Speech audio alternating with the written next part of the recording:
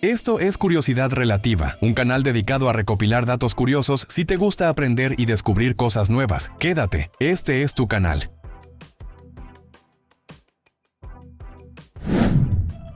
Hubo una época en la que las personas creían que el futuro sería radiante, literalmente.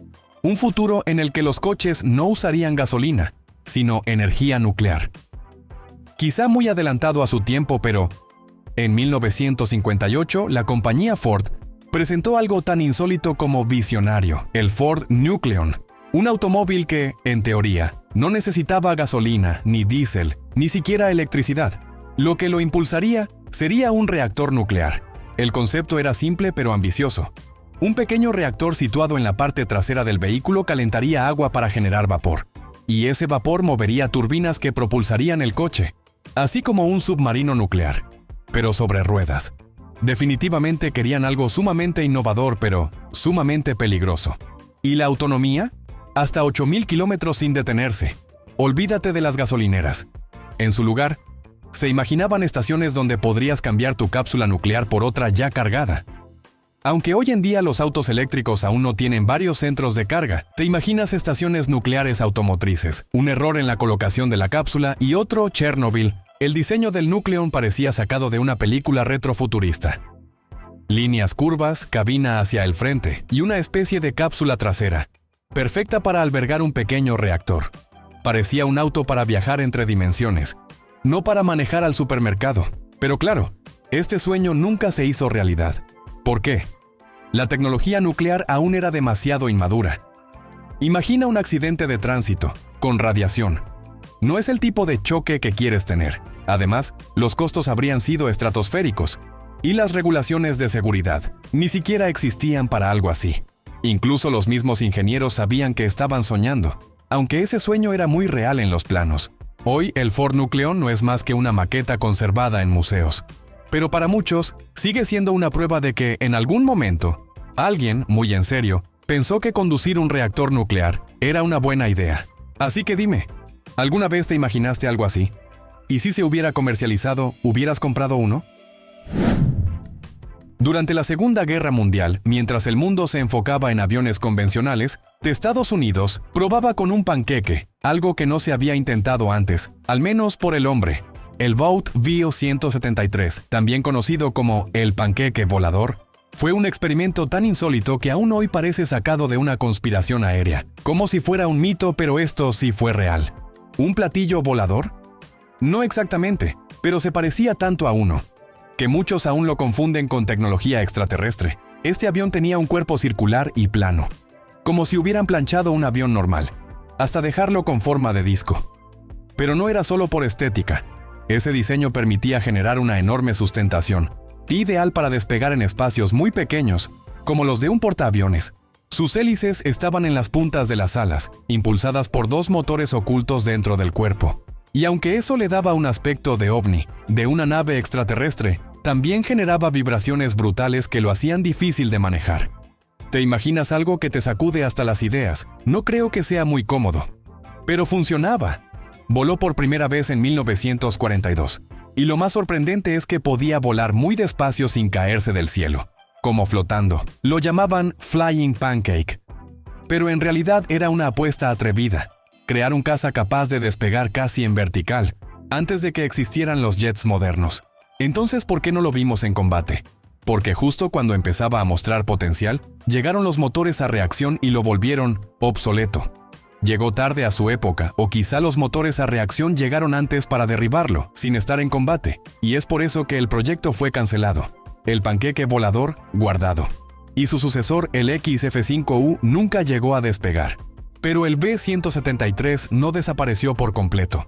Hoy está en el Museo Nacional del Aire y el Espacio, como un testimonio de que hubo un tiempo en el que los ingenieros pensaban en alas redondas, en cazas silenciosos, en aviones que parecían platillos voladores, y que casi lo lograron. Siempre existirán ideas muy locas, ¿no crees? Imagínate estar en 1964. No hay internet, no hay celulares, ni siquiera existen los videoclubes. Y de pronto, aparece algo que parece sacado del futuro. Un teléfono, que te deja ver a la otra persona mientras hablas. Así nació el Picture Phone de AT&T.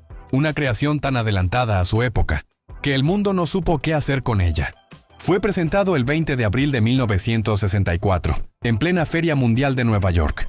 Ahí, frente a miles de personas, se realizó una videollamada histórica entre Nueva York y Disneylandia. Tecnología era extremadamente innovadora para haberse presentado en los 60, eso sí, las imágenes en blanco y negro, 30 cuadros por segundo, un pequeño monitor y una cámara incrustada en el teléfono. Podías hablar y verte al mismo tiempo. ¿Te suena familiar? Pero aquí viene el giro inesperado. No fue un éxito. De hecho, fue un fracaso comercial rotundo. ¿Por qué? Por muchas razones. Primero, el precio. Una llamada de 3 minutos costaba entre $16 y $27, extremadamente caro para poder sostenerlo como una persona común y corriente. Eso en los 60. Hoy sería como pagar una comida de lujo por cada llamada. Y segundo, el diseño. Tosco, poco práctico. Como hablarle a una caja de zapatos con pantalla. Se instalaron cabinas en Nueva York, Chicago y Washington, D.C. Pero nadie las usaba. La gente no estaba lista. No solo por el precio, sino por la incomodidad de ser vistos mientras hablaban. No me cabe la menor duda que fue una idea brillante, pero totalmente fuera de su tiempo. Una especie de profecía tecnológica que llegó varias décadas antes de su momento. Y sin embargo, no fue en vano. El Picture Phone demostró que era posible. Sentó las bases de lo que hoy es tan común, como una videollamada por celular. Bell Labs, los genios detrás del invento, no se detuvieron. El fracaso fue solo una etapa de una historia que hoy forma parte de tu vida diaria, ya que hoy en día las videollamadas son comunes. Y dime, ¿te imaginabas que la primera videollamada no ocurrió antes de que existieran siquiera los VHS? Imagina estar en el cine, viendo una película, las luces se apagan, la pantalla se ilumina, y de pronto, además de ver y oír la película, empiezas a olerla. No es un invento moderno. Estamos hablando de 1960, una época donde la televisión era en blanco y negro, pero alguien ya quería que olieras la escena. Su debut fue en la película Scent of Mystery. 30 aromas distintos, una promesa de inmersión total, pero el resultado fue un caos con olor a fracaso. Algunos espectadores dijeron que el olor llegaba tarde, otros que nunca llegó, y unos más, que el aroma era tan fuerte que eclipsaba lo que pasaba en pantalla. El sistema no logró distribuir los olores de forma uniforme, ni controlar su intensidad. Y lo peor, una vez que el aroma se liberaba, no había forma de borrarlo. Así que si algo olía mal, se quedaba en el aire. De algo sí estoy seguro, no me hubiera gustado ir a ver una película cómica que tenga guerra de flatulencias o peor aún, una película de zombies donde se describe un aroma a carne podrida. La crítica fue dura, el público confundido y el experimento cancelado. Pero, y aquí viene lo interesante, Smell-O-Vision no murió del todo. Inspiró décadas después a empresas y científicos a explorar el poder del olfato en la realidad virtual. Hoy, compañías como OVR Technology están llevando ese sueño aún más lejos, usando olores en simulaciones médicas, formación profesional e incluso videojuegos. Tal vez Hans Laube solo se adelantó unas cuantas décadas. Quizás su locura no fue un fracaso, sino una semilla. Esto realmente me sorprendió. Pero cada dato tiene su historia. Y aquí te lo contamos. Durante la Segunda Guerra Mundial, no todo era tanques, armas y explosiones. En medio del caos, hubo una máquina silenciosa, plegable y mortalmente estratégica. ¿Has oído hablar de la bicicleta militar BSA? Casi estoy seguro que no has escuchado acerca de ella. Una bicicleta. Pero no cualquier bicicleta. Se trataba del modelo Airborne, diseñado específicamente para las tropas paracaidistas británicas. Un invento tan práctico que podía doblarse por la mitad en segundos. Los soldados la llevaban literalmente atada al cuerpo, mientras descendían en paracaídas. Y al tocar tierra, desplegaban la bicicleta con 2 giros de tuerca. Mientras más rápido mejor, un segundo podría costarle la vida. En la guerra, una vez que la desplegaba, salían rodando directo hacia su objetivo, sin hacer ruido. Una ventaja brutal en terrenos enemigos. Era ligera, pero resistente. Fabricada por Birmingham Small Arms Company.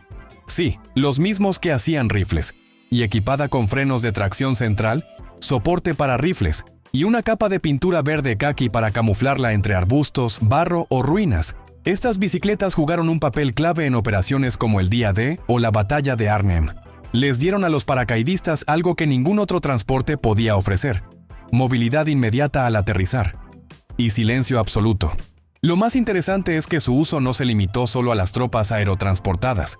También se convirtieron en apoyo táctico para jeeps y otros vehículos, un recurso discreto, pero poderoso. En total, se fabricaron unas 60.000 unidades, la mitad de todas las bicicletas militares usadas por Reino Unido durante la guerra. Su diseño fue tan versátil que incluso se adaptaron versiones distintas según la misión. Una joya de la ingeniería bélica que pasó desapercibida, pero que dejó una huella secreta en la historia militar. Y pensar que todo eso empezó con un par de pedales. Si te está gustando nuestro contenido, ayúdanos compartiendo este video para llegar a más gente curiosa como tú. Y como nosotros, tus amigos de Curiosidad Relativa. No olvides darle like y suscribirte para más secretos del pasado. Imagina esto: viajar a más de 1000 kilómetros por hora. Suena algo ambicioso, ¿verdad? Pero la idea está plantada en una cápsula que flota dentro de un tubo sellado, sin ruedas, sin turbulencias, sin semáforos. Esta idea lleva por nombre Hyperloop. Y sí, fue idea de Elon Musk. En 2013, Musk presentó un concepto revolucionario: un sistema de transporte tan rápido y eficiente que podría llevarte de ciudad a ciudad, a velocidades comparables con las de un avión. Pero dentro de la Tierra, ¿cómo funciona? Cápsulas aerodinámicas, deslizándose dentro de túneles de baja presión. La clave: reducir la fricción casi a cero. Y para eso, las cápsulas no tocan el suelo, sino que debe estar levitando, gracias a una delgada capa de aire o incluso levitación magnética. Y para impulsarlas, motores de inducción lineal, como los de los trenes más modernos. Pero con esteroides, la idea era más que clara: recortar drásticamente los tiempos de viaje, con una eficiencia energética brutal. ¿Una utopía futurista? Quizás. Pero Musk lo liberó como código abierto. Sí, cualquiera podía desarrollarlo. Y desde entonces, varias compañías han intentado hacerlo realidad. SpaceX incluso construyó una pista de pruebas y organizó competencias para que jóvenes ingenieros diseñaran sus propios prototipos. Algunos llegaron a más de 400 kilómetros por hora. Nada mal para un sueño recién nacido, pero no todo es velocidad y emoción. El Hyperloop tiene sus sombras. Construir túneles sellados con precisión milimétrica, mantenerlos estables frente a la expansión térmica y diseñar protocolos de seguridad en caso de emergencias son retos gigantescos. Y claro, los costos. Muchos expertos dudan que sea viable a gran escala. Otros lo comparan con un tren bala, pero sin estaciones reales. Aún así, el concepto ha inspirado nuevas investigaciones y ha puesto presión sobre la industria del transporte para innovar. Así que, ¿te imaginas poder viajar así? Porque quizás el futuro esté más cerca de lo que crees. Ya que hablamos de cápsulas y levitación, ¿qué crees? Antes del Hyperloop, antes de Elon Musk, ya existía una máquina que parecía salida del futuro. Y no volaba con cohetes, sino con aire. Se llamaba Aerotren, y fue un proyecto francés secreto, pero ambicioso como pocos. Corría el año 1965 cuando el ingeniero Jean Bertin presentó su invento: un tren que levitaba sobre un cojín de aire, sin rieles, sin ruedas y casi sin fricción. Suena a algo parecido, ¿verdad? Pero espérate, porque el prototipo llegó a alcanzar los 422 kilómetros por hora. Sí, en los años 70, increíble para esa época. El secreto estaba en su guía elevada de hormigón y en su sistema de propulsión, que podía ser un motor de aviación o incluso un reactor. Mientras se desplazaba, el tren flotaba literalmente sobre una delgada capa de aire, como si fuera un aerodeslizador sobre una pista recta. Y lo más loco es que funcionaba. Se construyeron varios modelos: el Aerotren 01, el 02, incluso un modelo automatizado para 4 pasajeros llamado Tridim. El proyecto impresionó. Era rápido, silencioso y con un diseño que parecía sacado de una película futurista. Pero algo ocurrió. En 1977 todo fue cancelado. A pesar de las pruebas exitosas, el gobierno francés decidió apostar por otra tecnología: los trenes TGV, que usan ruedas y rieles convencionales. ¿Fue una decisión política? ¿Una presión económica? ¿O simplemente el mundo no estaba listo para ver trenes flotando por los campos? ¿O a quién iban a afectar? Que el Aerotren fue archivado, olvidado. Su vía de pruebas aún existe, abandonada como un vestigio de lo que pudo ser el transporte del mañana. Y mientras Elon Musk hoy propone cápsulas levitando a toda velocidad, algunos miran hacia atrás y se preguntan si realmente fue él el primero con esa idea. Hubo una época en que los coches no solo rodaban por el asfalto. Alguien tuvo una idea para un coche, para que también puedan andar por las aguas como pequeños barcos secretos. Y no estamos hablando de un invento moderno, ya que esto viene de unas décadas atrás. Estamos hablando del Amphicar 770, un coche anfibio real, fabricado entre 1961 y 1968, y presentado al mundo como si nada, en el mismísimo Salón del Automóvil de Nueva York. Pero espera, ¿un coche que se lanza al agua como si fuera una lancha? Sí, y no solo flotaba, nadaba. El Amphicar tenía un motor trasero que impulsaba dos hélices ocultas, permitiéndole avanzar por ríos, lagos e incluso mares tranquilos. En tierra alcanzaba 112 kilómetros por hora. En el agua, 11 kilómetros por hora. No era rápido, pero sí lo suficientemente sigiloso para, bueno, lo que sea que alguien necesitara hacer sobre el agua en los 60. Oficialmente fue diseñado como un coche recreativo, pero muchos no se tragaron esa historia. ¿Un coche alemán, anfibio, en plena Guerra Fría? ¿Cómo que algo no cuadraba? ¿No crees? Había que mantenerlo bien sellado, porque si el agua entraba al habitáculo, se convertía en una pecera con volante. Pero quienes lo manejaron juran que era una experiencia única. Cruzar un lago, salir directo a la carretera y seguir como si nada hubiera pasado, como si el auto no supiera que era frontera entre tierra y agua. Hoy es una reliquia, un objeto de deseo para coleccionistas excéntricos, curiosos o nostálgicos de una época en la que las ideas locas eran fabricadas en serie. ¿Fue realmente solo un experimento recreativo? ¿O formaba parte de algo más grande y oculto? Eso no lo sabremos, pero una cosa es segura. El Amphicar abrió las puertas a una nueva manera de moverse, una que tal vez nunca fue pensada para el público común.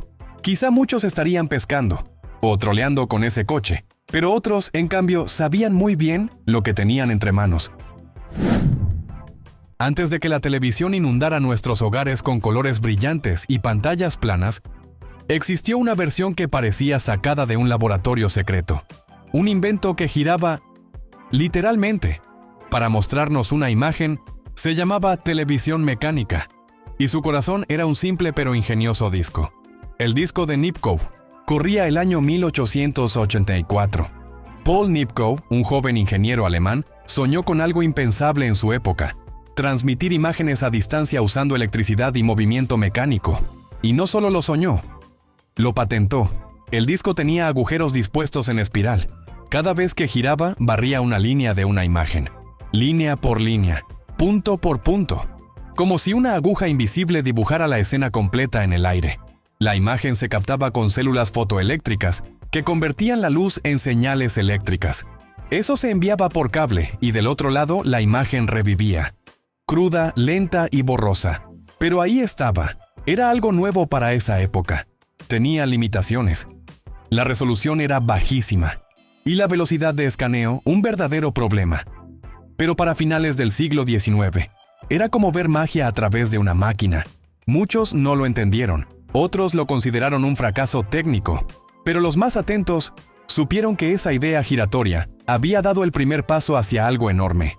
El nacimiento de la televisión. Décadas más tarde, la televisión electrónica se llevaría toda la gloria. Pero sin ese disco primitivo de Nipkow, sin esa mirada obsesiva a la espiral giratoria, quizá nunca hubiéramos llegado a encender una pantalla. Así que la próxima vez que veas la televisión, piensa en ese disco girando en la oscuridad, como un ojo mecánico del pasado, que nos abrió la puerta al futuro. ¿Sabías acerca de esto? ¿Quién hubiera imaginado que el mismo genio detrás de la teoría de la relatividad también inventó un refrigerador sin electricidad? En 1926, Albert Einstein, junto a su colega Leo Szilard, se pusieron manos a la obra para poder crear un refrigerador sin partes móviles y sin necesidad de electricidad. Entonces, ¿cómo lo hacían funcionar? Pues, funcionaba con una simple fuente de calor. Este invento, conocido como el refrigerador Einstein-Szilard, nació por una razón inquietante: un accidente doméstico por fuga de gas en Berlín que causó la muerte de una familia entera. Algo que nuestro genio Einstein no dejaría pasar por alto, y decidió que eso no podía repetirse. Pero ¿cuál fue su solución? Un sistema completamente distinto al de los refrigeradores tradicionales. Uno que no usara compresores, ni motores, ni electricidad. Solo física, química. ¿Y cómo funcionaba? Con una mezcla de agua, amoníaco y butano. Primero, el agua absorbía el amoníaco. Luego, al aplicarle calor, ese amoníaco se evaporaba. Y en ese proceso arrastraba consigo al butano, provocando un efecto de enfriamiento en otra parte del sistema, sin partes móviles, sin riesgo de fugas por desgaste mecánico, sin necesidad de conectarse a la red eléctrica. Einstein y Szilard soñaban con algo simple, punto seguro, y útil para lugares sin acceso a la electricidad, e incluso funcionaba con energía solar. ¿Y por qué no se popularizó? Porque justo cuando este sistema estaba listo, aparecieron los refrigeradores modernos con compresores eléctricos más baratos de producir. La industria cambió el rumbo, pero el diseño de Einstein no se olvidó. Hoy en día, su principio sigue inspirando tecnologías en zonas rurales, campos humanitarios, e incluso investigaciones para refrigeración sustentable. Un refrigerador que no hace ruido, que no tiene piezas que se rompen, y que solo necesita calor para funcionar. ¿Sabías que Einstein había diseñado un refrigerador? Si este dato te dejó con cara de ¿qué? Imagina lo que viene. Dale like, suscríbete y compártelo con quien necesita saber esto ya. En los rincones más nostálgicos de los años 90, existió un dispositivo que nos daba una pequeña idea de algo más virtual. Se llamaba Sony Glastron, y fue uno de los primeros intentos reales de acercarnos a lo que hoy conocemos como realidad virtual. ¿Lo recuerdas? Parecía un visor de piloto de combate, con dos pantallas LCD frente a los ojos y unos audífonos integrados que envolvían al usuario por completo. Según Sony, la experiencia era como ver una pantalla de 52 pulgadas, a solo 2 metros de distancia. Y eso en pleno 1996. Pero aquí viene lo curioso. A pesar de lo revolucionario que sonaba, el Glastron no logró despegar. No fue por falta de visión, sino por falta de tecnología, presupuesto. Y claro, un mercado preparado. Era incómodo. La resolución no era tan impresionante como se prometía. ¿Y el precio? Bueno, estaba muy por encima del bolsillo promedio. Sony intentó darle varios usos, desde películas hasta videojuegos. Incluso algunos lo probaron con el primer PlayStation, pero el sueño se desvaneció. No hubo más modelos, no hubo soporte técnico, y poco a poco, el Glastron quedó en el olvido. Aunque no lo creas, este extraño visor fue el abuelo de tecnologías actuales como el PlayStation VR. Sí, ese que hoy te hace sentir dentro del juego. El Glastron fue uno de esos inventos adelantados a su tiempo. Tan adelantado, que la gente simplemente no supo qué hacer con él. Ahora solo vive en videos viejos, colecciones polvorientas, y en la memoria de quienes, como yo, esto sí me tocó verlo en una plaza en los 90. Pero si les soy sincero, no recordaba que eran de Sony. Imagínate una máquina de escribir con forma de media esfera, inventada en 1865. Así nació la Hansen Writing Ball, una de las primeras máquinas de escribir comerciales de la historia. ¿Y sabes qué es lo más impactante? Fue creada no por un ingeniero, sino por un reverendo luterano llamado Rasmus Malling Hansen. Su diseño parecía un caparazón de tortuga con alfileres clavados en ella. Claro, hablo de la parte de arriba. Contaba con 52 teclas de latón distribuidas en una esfera metálica, listas para ser golpeadas con precisión por los dedos de los usuarios. Pero esto no era solo estética, era para darle velocidad a la escritura. Las teclas estaban posicionadas estratégicamente para reducir el movimiento de los dedos y hacer la escritura mucho más rápida que con los teclados planos que vendrían después. Además, tenía un sistema eléctrico, sí, eléctrico, en 1865, que desplazaba el papel automáticamente para asegurar líneas rectas y limpias. Pero aquí viene algo para mí sorprendente, y es que Malling Hansen no la diseñó solo por innovación. La creó pensando en estudiantes sordos, para que pudieran expresarse por escrito con rapidez y eficiencia, una idea adelantada a su época y con propósito social. Sin embargo, como todo pionero, su invento fue opacado con el tiempo por diseños más simples y fáciles de fabricar. La Writing Ball no pudo competir con las máquinas modernas de teclado QWERTY y cayó en el olvido para la mayoría. Aún así, su huella quedó marcada en la historia de la tecnología. De hecho, el filósofo Friedrich Nietzsche llegó a usar una de estas máquinas cuando su vista empezó a fallar. Ahora, en la era moderna, o lo que puedo observar, hoy, muchos jóvenes ya no escriben, le dictan a sus teléfonos, Y algunos dicen que en unas décadas podríamos incluso perder la capacidad de escribir a mano. Bueno, eso leí. Todo está cambiando muy rápido. Pero dime tú, ¿qué piensas al respecto? ¿Será que dentro de poco escribir con los dedos sea cosa del pasado? Imagina esto, vas caminando por la calle sudando a chorros y de pronto ves a alguien con una chamarra inflada, con ventiladores en la espalda. No, no es un cosplay de astronauta ni una broma futurista, es real. Se llama Kuchofuku. Y en Japón se comercializó por primera vez en 2004. Sí. ¿Y qué es exactamente? Una chaqueta con ventiladores integrados. 2 pequeños motores en la parte baja de la espalda que soplan aire directo al cuerpo. El objetivo: que no mueras de calor bajo el sol. Tratar de refrescarte mientras vas por ahí caminando, corriendo o simplemente para que puedas amortiguar la temperatura. La idea suena genial, ¿cierto? Sobre todo en ese día caluroso que te la pasas sudando sin control. Y de pronto, se enciende tu chamarra y se infla para empezar a refrescarte. Aunque el concepto es original y útil para personas que trabajan en fábricas, obras o exteriores, varios usuarios no tardaron en quejarse. Dicen que el sonido de los ventiladores puede ser molesto, como si llevaras un pequeño dron zumbando detrás de ti todo el día. Otros afirman que el aire no se siente tan fresco como prometen, y que en realidad terminas pareciendo un globo con calor atrapado. Eso sí, hay quienes la aman, sobre todo en lugares con humedad brutal, y al menos no se derriten como paleta bajo el sol. ¿Y sabes qué es lo más curioso? Esta idea no es nueva. Ya desde hace décadas se han probado trajes con sistemas de refrigeración. Pero el Kuchofuku fue el primero en llegar al consumidor común. Claro, falta que alguien la rediseñe para que no parezca un experimento de feria, puntos o quién sabe. Quizá termine como otra tecnología olvidada por incómoda. Pero al menos hay que aplaudirle a Japón por intentar enfriar el mundo. Una chamarra con aire acondicionado. Eso sí, la idea está. Falta que alguien la mejore, o que termine en el olvido. ¿Tú qué opinas? Imagina un coche que no empuja con las ruedas, sino con una hélice gigante al frente. Sí, como si estuvieras manejando un avión sin alas por la carretera. Así fue que alguien lo imaginó y se realizó, y así nació el helicar, también conocido como voiture à hélice. Un invento totalmente loco y adelantado a su tiempo creado por Marcel Lejat en 1921. Este vehículo no usaba ni engranajes ni transmisiones convencionales. En vez de eso, tenía una hélice impulsada por un motor Scorpion de solo 8 caballos de fuerza. Pero como todo, el chasis estaba hecho de madera contrachapada y pesaba apenas 250 kilos. La cosa volaba. Literalmente parecía que ibas a despegar en plena calle. Y lo mejor, tenía diseño aerodinámico. Los pasajeros iban sentados uno detrás del otro como en un avión de combate.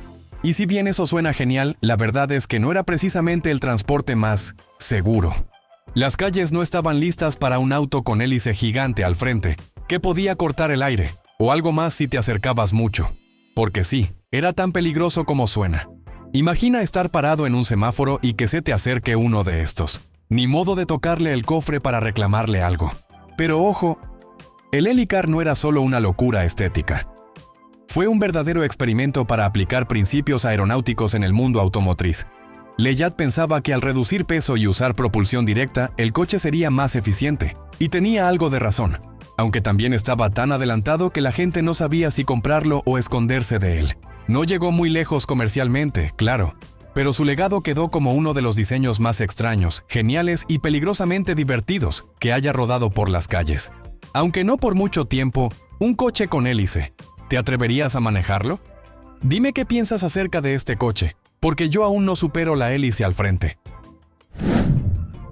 Una moto que también puede volar. No es broma, ni un truco de ciencia ficción. Existe una cosa llamada X1 Sky Cycle, y es literalmente una motocicleta voladora. Cuando te encuentres con mucho tráfico podrías irte por el aire. ¡Qué maravilla! Una combinación entre moto eléctrica y dron gigante. Este bicho tiene 2 ruedas para andar por la calle como cualquier motocicleta, pero también tiene 8 hélices que le permiten despegar verticalmente, como si estuvieras en un videojuego futurista. Solo que aquí es completamente real. Está construida con fibra de carbono y aluminio de grado aeronáutico. Ligera como una pluma, pero resistente como tanque. Y ojo con esto, puede alcanzar los 100 km por hora y mantenerse volando por 40 minutos con una sola carga. Además, no necesitas ser piloto de combate para usarla. Tiene sistemas automáticos que planifican rutas, despegan, aterrizan y hasta ajustan altitud y velocidad, según el clima. Y si algo sale mal, tiene paracaídas de emergencia. No es una broma, eso también está incluido. Imagínate yendo al trabajo y volando por encima del tráfico, o saliendo a dar una vuelta por el cielo. Y claro, también suena a pesadilla logística si todos tuvieran una. Pero como idea, es una locura brillante. Este tipo de vehículo se llama eVTOL, es decir, eléctrico, de despegue y aterrizaje vertical. Y sí, es parte de esa oleada de transporte futurista, que promete cambiar cómo nos movemos por las ciudades. Ahora bien, ¿será esto el futuro? ¿O solo otra idea genial que nadie va a usar? ¿Quién sabe?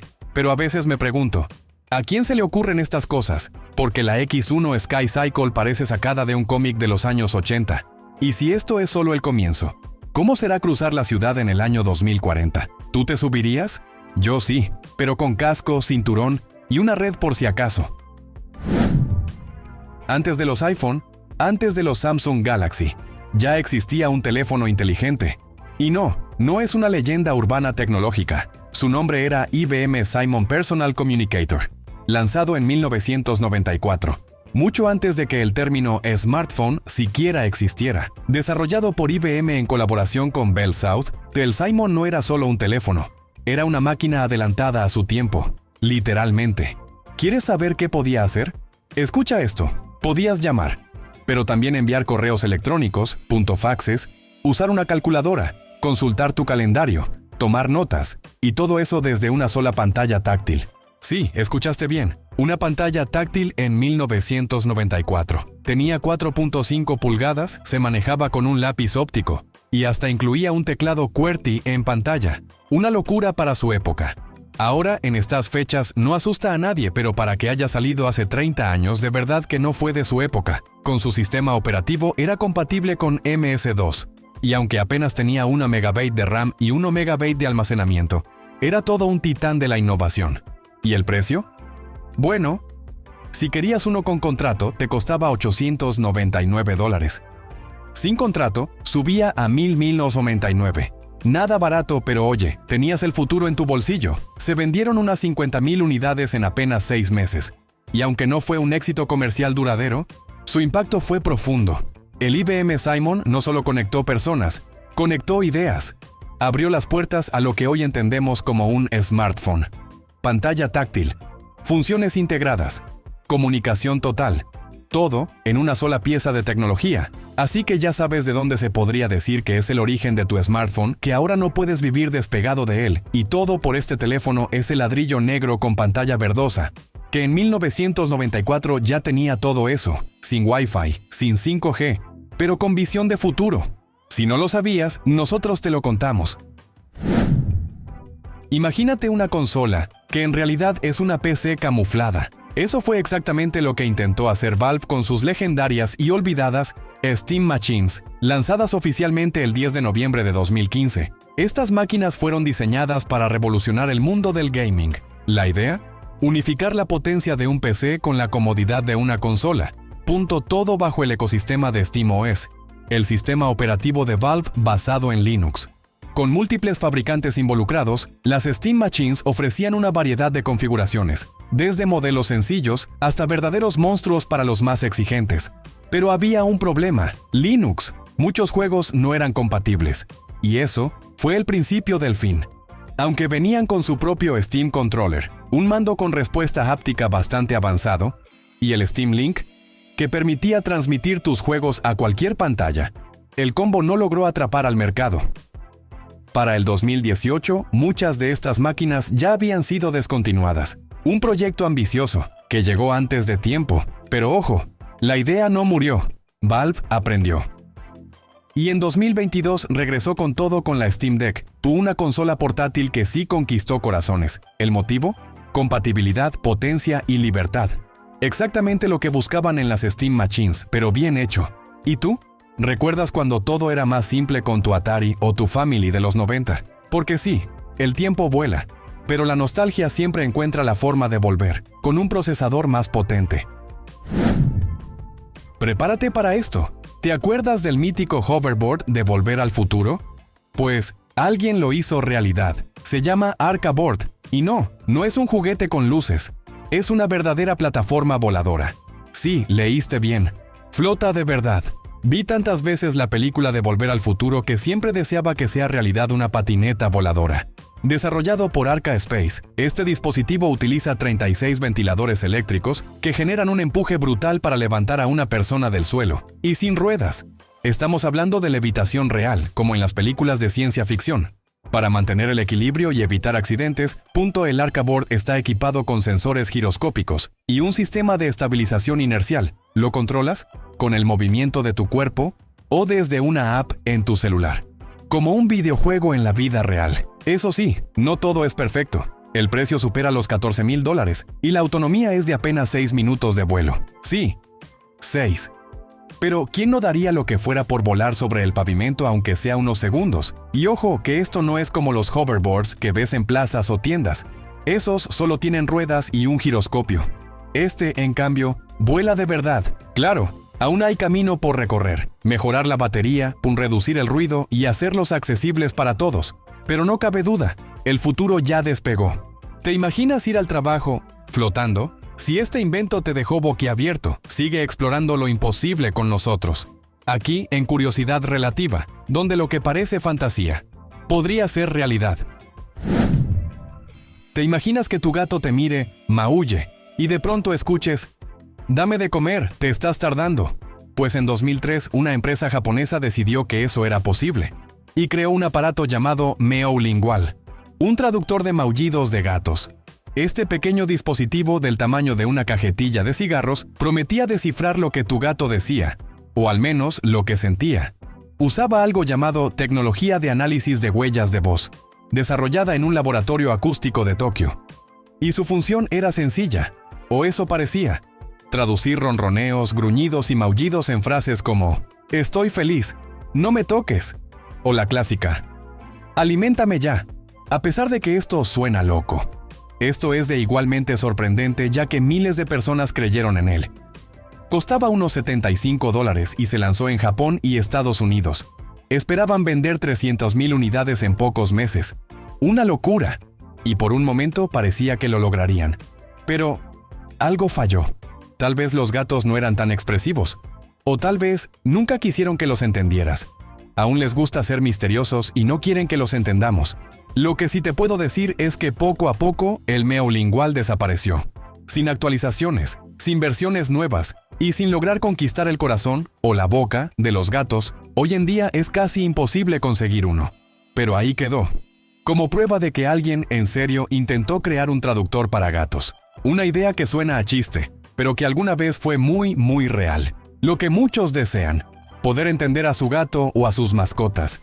Si este dato te dejó con cara de ¿qué? Imagina lo que viene. Dale like, suscríbete y compártelo con quien necesita saber esto ya. ¿Sabías que en 1930 alguien realmente pensó que lo mejor era manejar dentro de una rueda gigante? Así nació la Dynasphere, un vehículo de una sola rueda, diseñado por el ingeniero británico John Archibald Purves, que se inspiró nada más y nada menos que en un boceto de Leonardo da Vinci. Imagina esto: una rueda de 3 metros de altura, con un motor en el centro, y tú, sentado justo adentro, moviéndote con ella como si fueras parte del mecanismo. Purves creó 2 prototipos, uno eléctrico y otro con un motor de gasolina de 2 cilindros, que podía alcanzar hasta 50 kilómetros por hora, una locura para la época. Pero había un pequeño problema, o varios. Para girar tenías que inclinarte como si fueras un equilibrista. El frenado era tan malo que si lo hacías de golpe, el pasajero podía salir volando como proyectil humano. Y acelerar demasiado también te lanzaba. Sí, incluso había un término para ese fenómeno: herborea. A pesar de su aspecto futurista, la Dynasphere no era práctica, ni segura, y mucho menos fácil de controlar. Era como querer manejar una lavadora gigante cuesta abajo, así que la idea fue abandonada. Y quedó en los archivos como una de esas invenciones tan raras que uno no sabe si aplaudir o reír. Pero no se puede negar algo: la imaginación de John Purves era otra cosa. Hoy la Dynasphere es vista como una reliquia excéntrica, una prueba de que en la historia del transporte siempre ha habido quienes intentaron ir más allá. aunque el resultado fuera un poco rodante de más. Y ahora dime, ¿te gustaría manejar uno? ¿Sabías que desde los años 80 existen robots diseñados para cortar el pelo, pero no a humanos, sino a ovejas? Desde hace más de 4 décadas, ingenieros y granjeros han estado trabajando en lo que se conoce como esquiladores robóticos, máquinas que intentan hacer lo que durante siglos ha sido tarea de manos humanas, quitarle la lana a una oveja, sin estrés, sin tijeras y sin dolor de espalda para el esquilador. ¿Y por qué surgió esta idea? Porque la esquila manual no es cualquier cosa. Requiere fuerza, técnica y estar agachado por mucho tiempo. Es una actividad físicamente demandante. Entonces alguien dijo, ¿y si ponemos a un robot a hacer esto? Y ahí empezó todo. Estos sistemas robóticos permiten que el operario trabaje más erguido, con menos esfuerzo físico, y en teoría, con más seguridad para todos. El problema es que la cosa no ha sido tan fácil como parecía. Muchos de estos robots, aunque impresionantes, todavía necesitan de una persona que cargue y posicione a la oveja en la máquina. Y cuando se trata de velocidad, la esquila manual sigue ganando. Un buen esquilador puede dejar a una oveja sin lana en menos de 2 minutos. Los robots aún no llegan a ese nivel, pero no todo está perdido. El desarrollo sigue. Nuevas versiones están en camino, más rápidas, más seguras y quién sabe.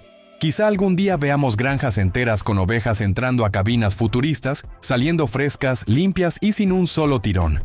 Así que sí, la idea existe desde los 80, pero aún no ha llegado su momento de gloria. Aún así, el simple hecho de que estén tratando de lograrlo ya es impresionante. Y dime, ¿te imaginabas que hasta la lana de una oveja podría ser esquilada por un robot?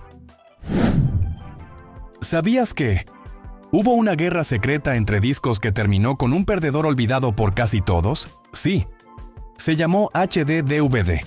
Fue el formato desarrollado por Toshiba y NES para dominar el futuro del video en alta definición. Y por un momento parecía que lo lograrían. Imagina esto. Un disco que almacenaba hasta 30 GB de datos en doble capa, el doble que un DVD común, con capacidad para reproducir películas en Full HD y respaldado por gigantes como Microsoft. Nada mal, ¿cierto? Pero en la otra esquina estaba el Blu-ray, impulsado por Sony, y con un as bajo la manga, la PlayStation 3, que incluía un reproductor Blu-ray desde fábrica.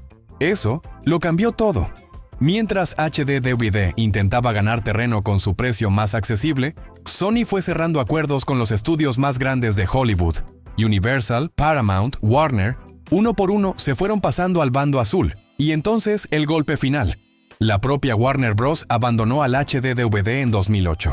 Fue como una señal de derrota. Toshiba no tuvo otra opción. Ese mismo año anunció públicamente el fin de la producción de discos y reproductores HD-DVD. Así, en solo 2 años, el formato fue eliminado. Lo más curioso, el HD-DVD tenía potencial, pero el marketing, la distribución y el apoyo de la industria fueron factores más poderosos que la tecnología en sí. Hoy casi nadie lo recuerda. Sus discos están en cajas olvidadas. Sus reproductores se convirtieron en reliquias tecnológicas. Una lección clara. A veces no basta con tener un buen producto. Hay que saber cómo y con quién lo lanzas al mundo. Lo aplastaron por la competencia. Dime, ¿alguna vez llegaste a tener un HD-DVD en tus manos? Quizá no lo sepas o puede ser que no lo recuerdes, pero hubo una época en la que Google intentó ponerte una computadora en tu cara. Sí, te hablo de las Google Glass lanzadas en 2013. Aunque no me tocó verlas en la vida real, al menos a mí, eran una idea futurista. Porque unas gafas con una micro pantalla, cámara, micrófono y conexión a internet. Podías tomar fotos con solo decir OK Google, grabar videos, recibir mensajes y todo sin usar las manos. Parecía el futuro. Pero en poco tiempo se convirtió en una pesadilla tecnológica. Para empezar, costaban $1,500. O sea, $1,500 por un gadget que la mayoría no sabía ni cómo usar. Y si no lo sabes usar, no creo que quieras pagar mucho por unas gafas. Y luego, la privacidad. La cámara integrada generó rechazo inmediato. ¿Quién quiere hablar con alguien que puede estar grabándote sin que lo sepas? Tan incómodas resultaron, que incluso surgió un apodo para los usuarios: Glass Holes. Así, sin filtro. Lo siento, pero también hay que decirlo.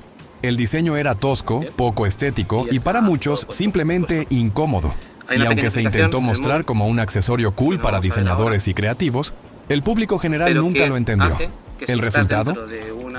En poco tiempo, Google retiró el producto del mercado. Eso sí, no lo abandonaron del todo.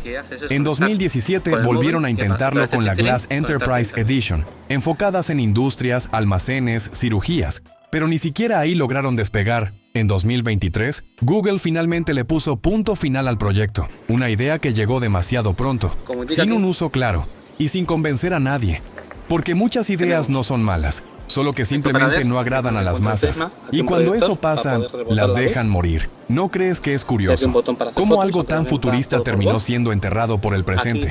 Aunque ahora Ray-Ban y Meta sacaron unas con un diseño más atractivo, se puede ver que tiene más aceptación por las personas, que puede hacer lo que Google Glass prometía y hasta más. También hay que entender que hoy en día las personas ya no podemos estar alejados de Internet. Bueno, regresemos del 2003 a 1975, donde se libró otra guerra tecnológica silenciosa, la de Betamax contra VHS. Sí, antes de Netflix, del Blu-ray o del streaming, hubo una época en la que ver películas en casa era toda una batalla de formatos. Sony apostó por Betamax, una cinta de video con mejor calidad de imagen y sonido. Tecnológicamente era superior, pero VHS, desarrollado por JVC, llegó con algo que la gente valoró mucho más tiempo de grabación. Mientras Betamax solo podía grabar 1 hora, VHS ofrecía 2 e incluso 3, y eso lo cambió todo, porque ¿de qué te sirve la mejor calidad si no puedes grabar una película completa? Además, JVC fue más abierto, ofreció su tecnología a otras empresas, y permitió que el formato VHS se volviera más accesible, más barato, y con muchas marcas fabricando reproductores y cintas. Sony, en cambio, quiso imponer su estándar, y eso no le funcionó, y por si fuera poco, se metieron en líos legales.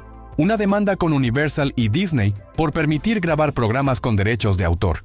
Te ensombreció aún más el camino de Betamax. Aunque Sony ganó la batalla legal, la guerra del mercado ya estaba perdida. Betamax resistió un poco más en Japón, donde lanzaron una versión de alta definición. Pero fue solo un respiro momentáneo. Sony dejó de fabricar aparatos Betamax en 2002, y en 2016 desaparecieron las últimas cintas. Una historia que demuestra que no siempre gana el mejor producto, sino el que mejor entiende al usuario.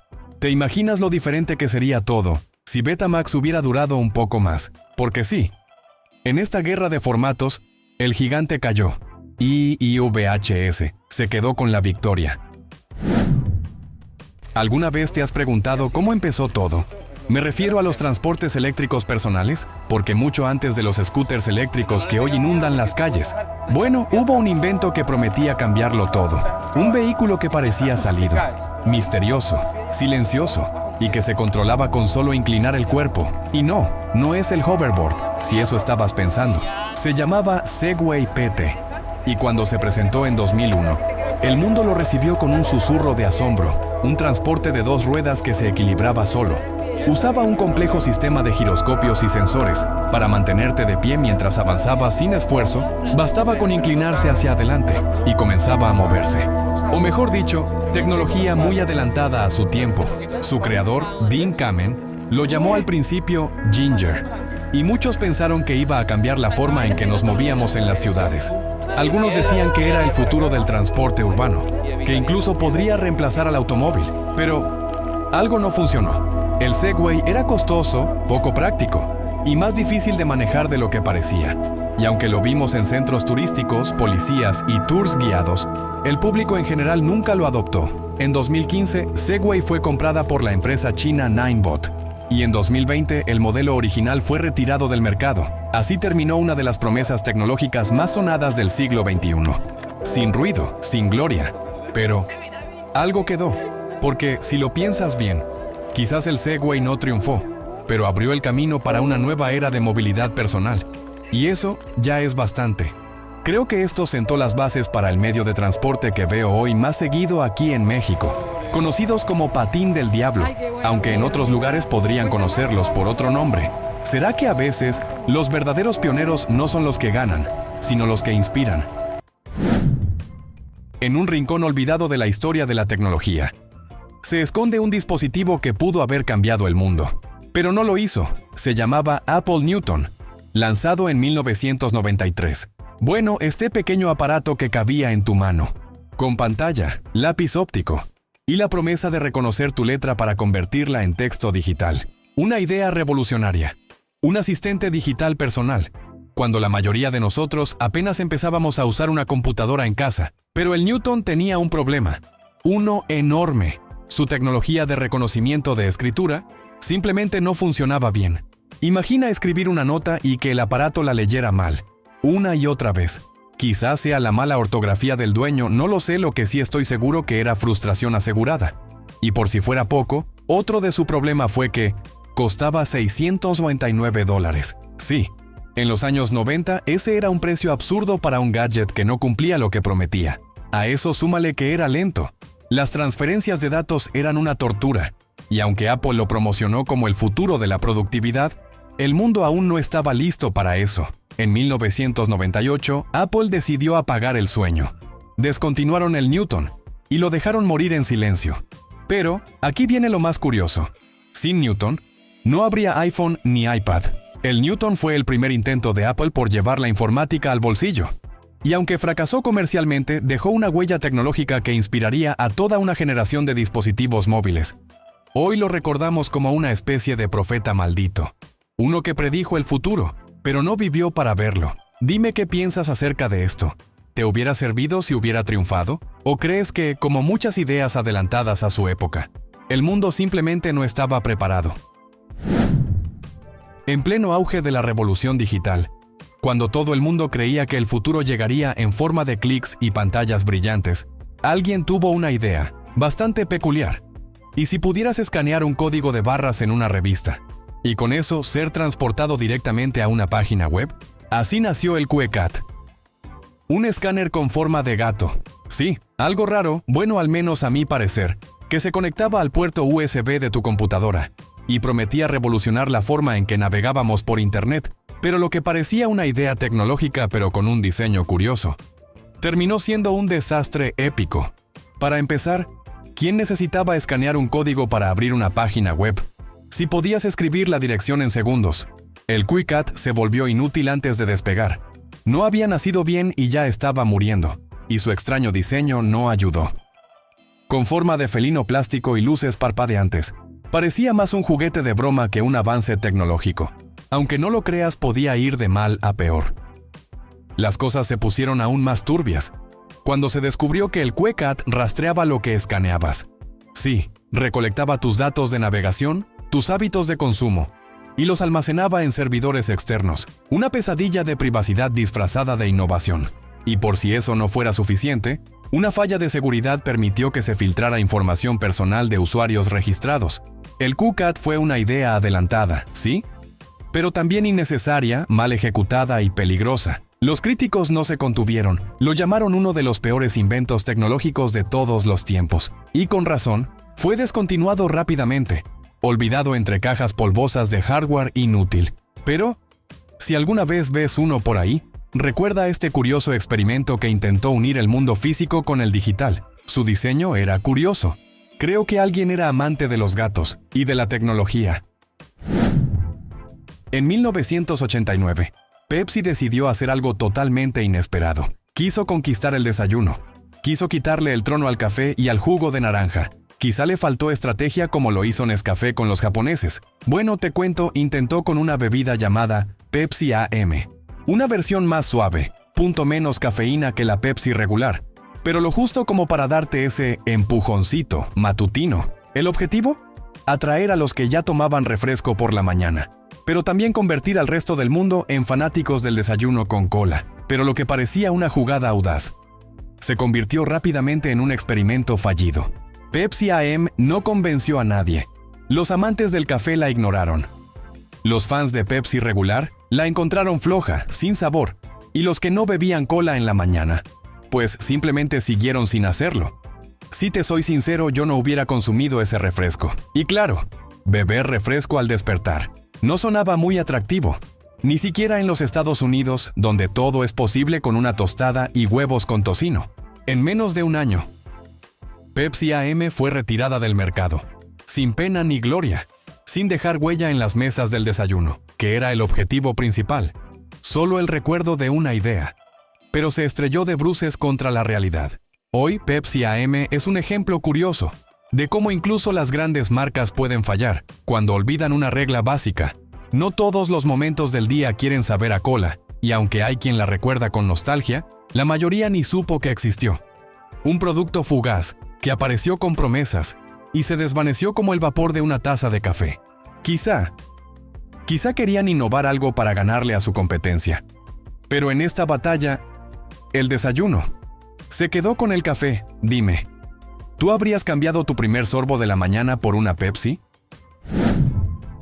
En el año 2006, Microsoft decidió enfrentarse a un gigante. Quería destronar al iPod, y para eso creó el Zune, un reproductor multimedia elegante, con pantalla grande, colores atractivos y un nuevo ecosistema digital. Sonaba prometedor. O al menos eso nos querían hacer creer. Tenía su propio marketplace, su función de compartir canciones entre dispositivos, y la idea de revolucionar cómo escuchábamos música. Esa idea sí sonaba muy bien, pero había un problema. Apple ya llevaba 5 años de ventaja. 5 años de iPods dominando los bolsillos y de iTunes conquistando el mundo. Cuando el Zune llegó, el terreno ya estaba ocupado. Y no solo eso, la estrategia de Microsoft fue confusa, lenta y limitada solo al mercado estadounidense. Mientras tanto, el iPod era global. El Zune apenas salía de casa. Y aunque tenía detalles interesantes, como el intercambio inalámbrico entre Zunes, esa función duraba solo 3 días o 3 reproducciones.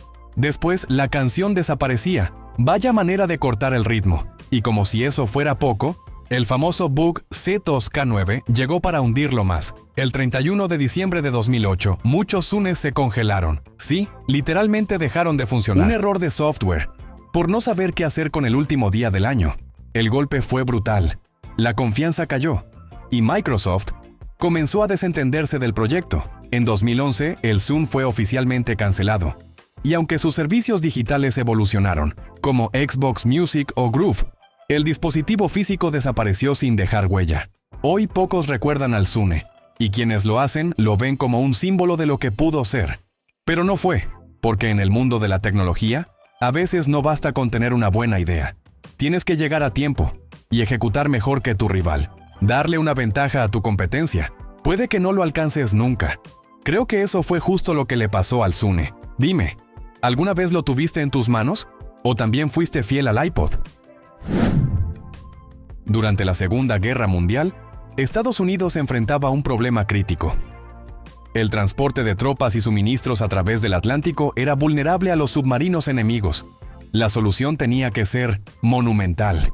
Y entonces apareció Howard Hughes, excéntrico, brillante y obsesionado con lo imposible. Su propuesta, un avión colosal hecho de madera, capaz de transportar tanques enteros sobre el océano. Así nació el Spruce Goose, aunque en realidad estaba hecho de abedul, no de abeto como muchos creen. Este gigante medía casi 100 metros de envergadura, más grande que un campo de fútbol. Era el avión más grande jamás construido en su época, y podía despegar desde el agua. Pero había un pequeño detalle. Nunca llegó a tiempo. Los retrasos fueron interminables. Los costos se dispararon. Y para cuando finalmente estuvo listo en 1947, la guerra había terminado. Ya no era necesario. Y aunque logró volar, sí, voló. Fue solo una vez, por apenas 30 segundos, y a pocos metros del agua. Fue un vuelo de demostración, un acto de orgullo, una prueba de que Hughes no estaba loco. Pero eso no bastó. El gobierno perdió el interés. La industria aérea miró hacia otros horizontes, y el Spruce Goose fue condenado al olvido. Algunos dijeron que era inviable, que un avión de madera jamás resistiría misiones reales. Otros aseguraban que era solo una excusa para absorber fondos públicos bajo una cortina de humo. ¿Fue un proyecto visionario? ¿O solo el capricho monumental de un millonario excéntrico? A día de hoy, el Spruce Goose sigue intacto, resguardado en un museo, como un relicario de lo que pudo haber sido. La idea era hacerlo para la guerra. Lo malo es que se le acabó la guerra. Y aunque funcionó, fue inevitable su fracaso. Si te gustó nuestro contenido, no olvides compartir este video, darle like y comentarnos qué dato te gustó más. Nos gustaría saber. Gracias por ver el video de hoy. Esperamos que te haya gustado, si fue así. No olvides suscribirte y activar la campanita de notificaciones para que YouTube te avise cuando subamos nuevo video.